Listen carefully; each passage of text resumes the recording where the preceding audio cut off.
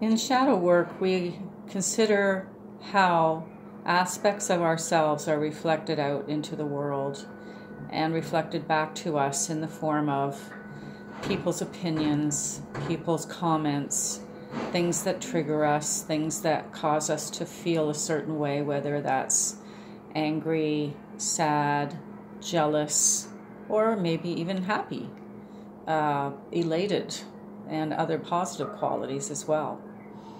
So it's, as an observer, we look to see what it is that is triggering us, and we begin to consider how to own the qualities that we are disinheriting within ourselves. One of the ways is to just be an observer in your own life. The other evening, I was sitting in a restaurant. Actually, I was sitting in Starbucks, and I was listening to things on my cell phone, talking to somebody, and then I began to just look at my Facebook account. And I began to listen in on a conversation of some women that were sitting next to me. They obviously worked at the same workspace, and they were talking about one of the women's boss, and they were going back and forth about how this woman was feeling very abused at work. She was feeling disrespected. She was very unhappy with her job, and she was spending a great deal of time talking to her other co-worker about this and trying to come to some, I guess, resolution within herself.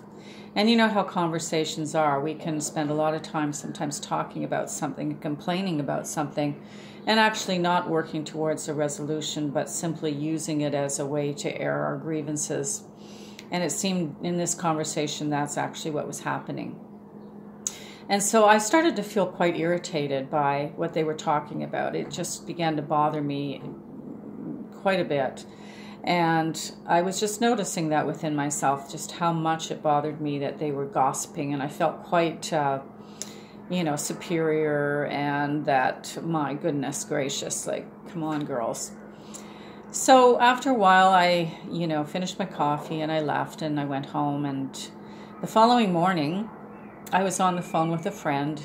Her and I go back and forth, and we relate our progress in terms of our own goals in life, and we try to be cheerleaders for our own higher states of being.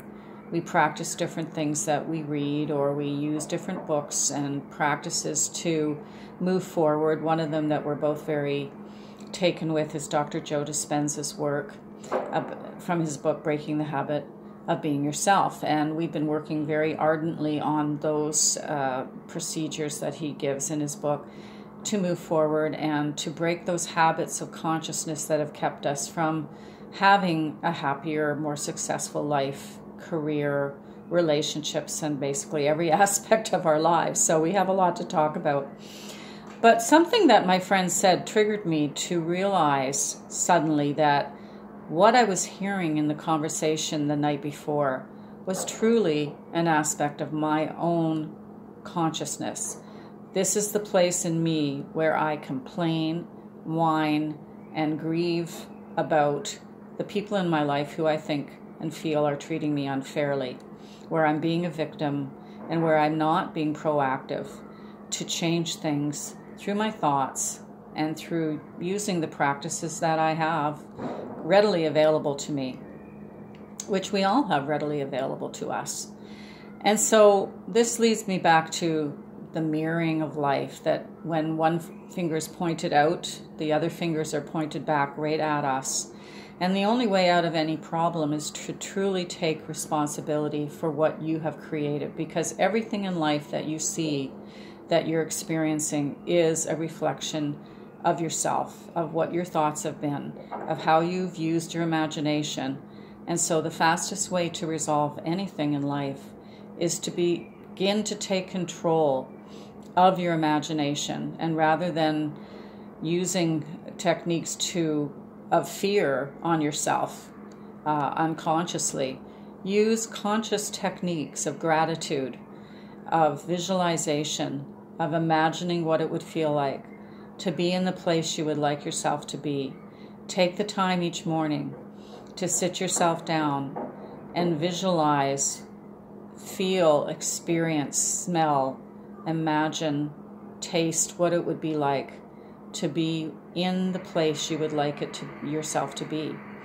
Whether that's a career move, whether that's a house move, whether that's a relationship move, but to spend time consciously visualizing how it would feel, what it would be like to wake up, whether that's financial success, how would it feel like to wake up and feel and know that you have $1 million in your bank account, or that people want to pay you large amounts of money to do what you love to do, or to simply wake up in the house that you truly would love to wake up in each morning and walk out into the backyard and smell the smell of the garden that you have manifested, and things like that. So that is my discourse for today. This is what I would like to contribute to you and help you to move forward in your own life.